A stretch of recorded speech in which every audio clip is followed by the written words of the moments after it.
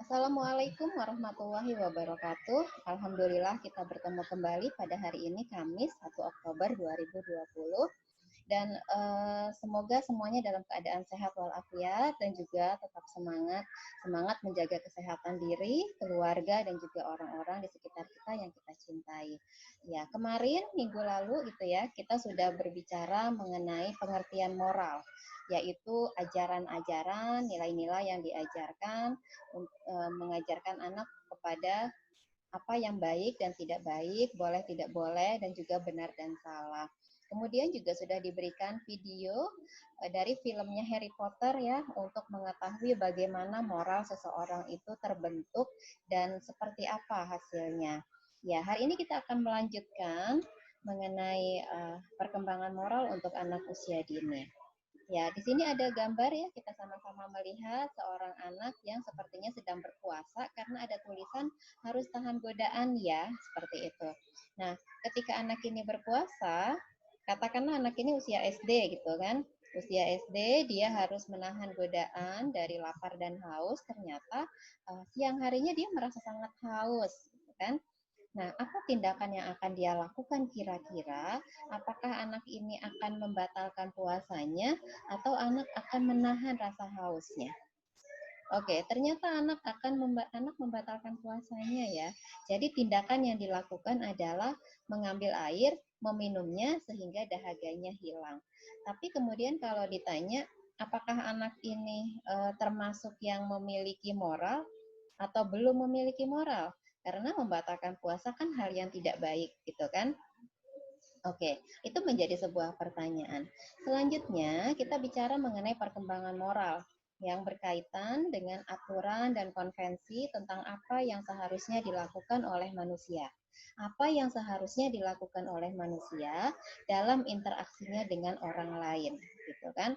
Karena minggu lalu pun kita tahu bahwa perkembangan moral akan terjadi apabila adanya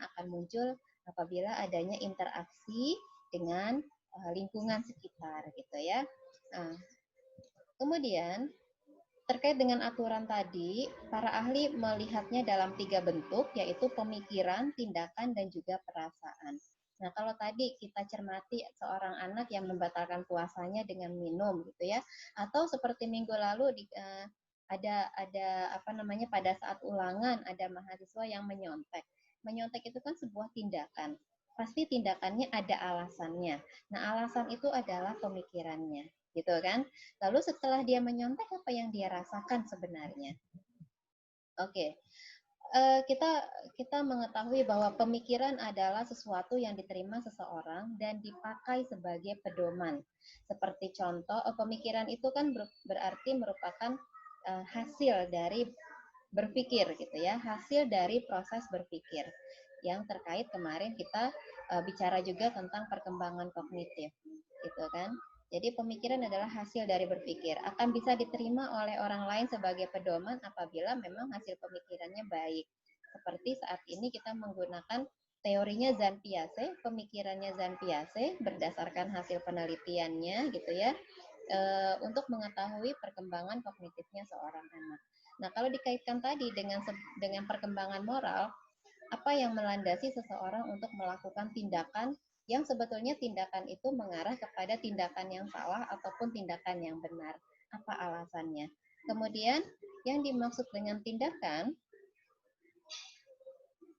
tindakan adalah cara seseorang melakukan sesuatu. Cara seseorang melakukan sesuatu. Atau aksi yang ditujukan untuk mencapai sesuatu yang dilakukan dengan sadar dan memiliki makna subjektif. Artinya, kalau kita masih menggunakan contoh menyontek gitu ya, ada satu kelas mahasiswa sedang melakukan ulangan gitu ya, ujian. Ternyata yang mengalami kesulitan juga tidak hanya satu, dua orang, tapi beberapa mahasiswa mengalami kesulitan.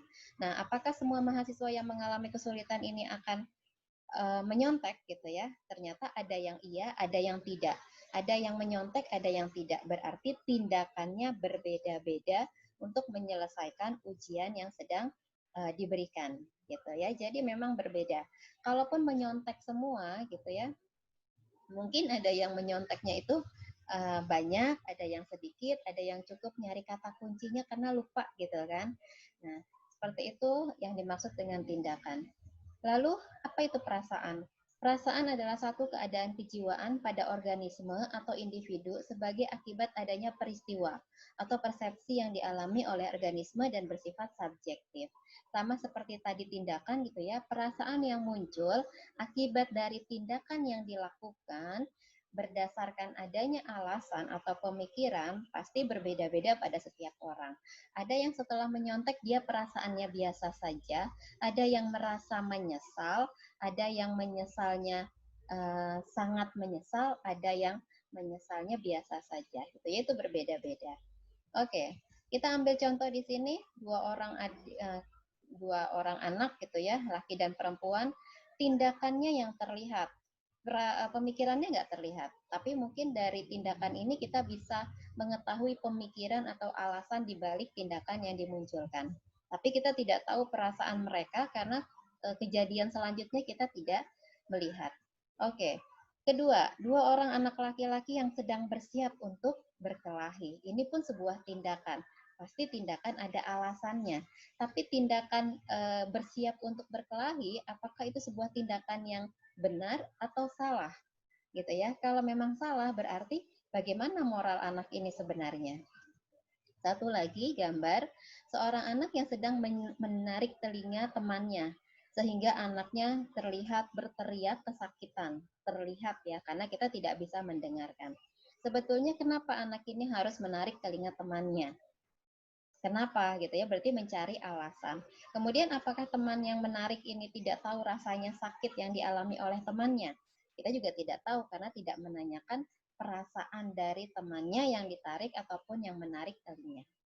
Oke.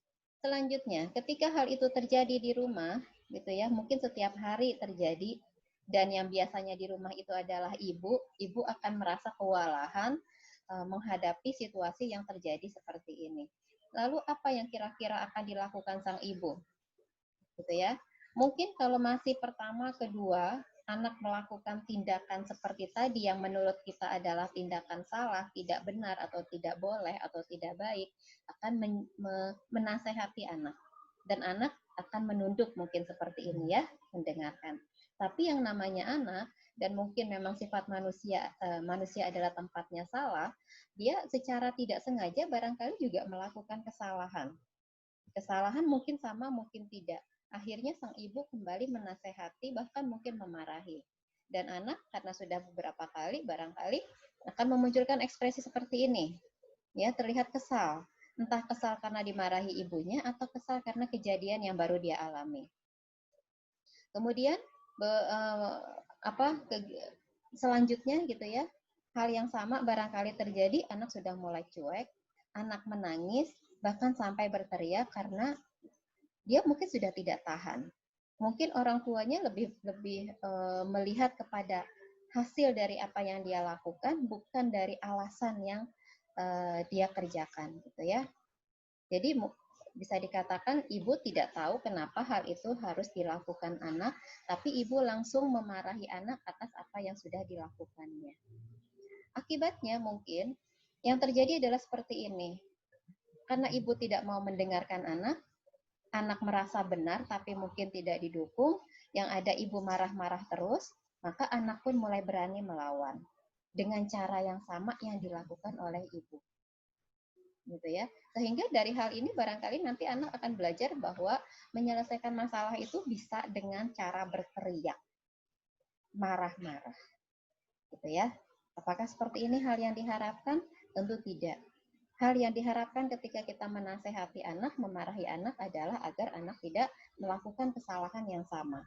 Tetapi dengan cara yang tidak benar, justru bukannya anak menjadi baik gitu ya perilakunya, tetapi malah memunculkan perilaku yang tidak kita harapkan, yaitu berani melawan orang tuanya. Selanjutnya, ada juga anak-anak yang memiliki sikap perilaku yang baik. Anak mau berbagi kue, berbagi minuman, bahkan berbagi es krim, dan dia menyuapi. Sebenarnya ini semua adalah tindakan. Tapi kenapa tindakannya berbeda dengan yang tadi, gitu kan? sebetulnya apa yang ada di dalam kepala mereka, apa yang mereka pikirkan. Padahal usia mereka sama, usia sekitar 5 sampai 6 tahun barangkali ya. Lalu apa perasaan mereka ketika melihat temannya mungkin senang gitu ya karena bisa makan es krim, bisa minum, bisa makan kue. Apa juga yang dirasakan oleh sang pemberi. Gitu. Ya. Kemudian di sini satu contoh lagi, seorang anak yang asik bermain dengan bonekanya, tiba-tiba datang kakaknya mengambil, entah karena dia iseng atau memang mau bermain bersama, tapi yang dilakukannya adalah merebut mainan adiknya. Merebut, apakah itu perbuatan baik? Gitu kan? Apakah anak tidak tahu kalau merebut itu perbuatan yang tidak baik? Gitu kan? Sebetulnya kenapa anak itu merebut mainan adiknya? Yang berikutnya, ketika berhasil, sang anak laki-laki ini berlari membawa boneka sambil tertawa. Sementara di belakang, anak perempuan mengejar sambil menangis. Ya, apa yang dirasakan anaknya, anak laki-laki ini ketika adiknya barangkali ya, anak perempuan ini menangis sambil mengejar? Apakah memang dia merasa senang gitu ya? Bagaimana kalau itu terjadi kepada dirinya? Gitu. Nah, ini mungkin kita mulai nih melihat, oh ternyata secara moral mungkin anak belum tahu bahwa itu salah, bahwa tidak menyenangkan kalau mainannya diambil gitu ya. Walaupun pada akhirnya anak-anak ini nantinya akan kembali bermain bersama, tapi proses ini bisa kita gunakan untuk menanamkan moral pada anak. Oke, dari gambar-gambar tadi, pertanyaan yang mungkin muncul adalah, tadi sudah ya sebenarnya, mengapa anak melakukan tindakan negatif, apa dasarnya, mengapa melakukan tindakan positif atau yang baik, apa alasannya. Bagaimana teori perkembangan Piaget bisa melihat perkembangan moral? Apakah teori perkembangan moral ini bisa menjawab pertanyaan yang diajukan ini, gitu ya? Oke, untuk mengetahuinya, silakan mengerjakan tugas, pahami isi dari teori Jean Piaget, kemudian jelaskan isi tersebut dengan bahasa dan kalimat sendiri, serta jelaskan maknanya. Jadi isinya dulu baru menjelaskan maknanya, kemudian jelaskan implikasi dari teori. Kalau teorinya berbunyi demikian, maka harusnya pengembangan moral pada anak usia dini itu seperti apa. Kemudian yang terakhir, sebutkan satu contoh saja kegiatan pengembangan moral dan apakah kegiatan itu sudah sesuai dengan teori perkembangan moral atau belum, silakan dianalisa. Ya, mungkin itu saja yang bisa disampaikan untuk hari ini. Selamat mengerjakan dan semoga bermanfaat. Assalamualaikum warahmatullahi wabarakatuh.